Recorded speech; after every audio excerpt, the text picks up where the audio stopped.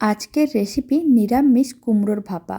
গরম ভাতে আর অন্য কিছুর প্রয়োজন পড়বে না। নমস্কার, আমি রুমি। আপনাদের সবাইকে আবারও একটা দারুণ স্বাদের রেসিপিতে স্বাগত।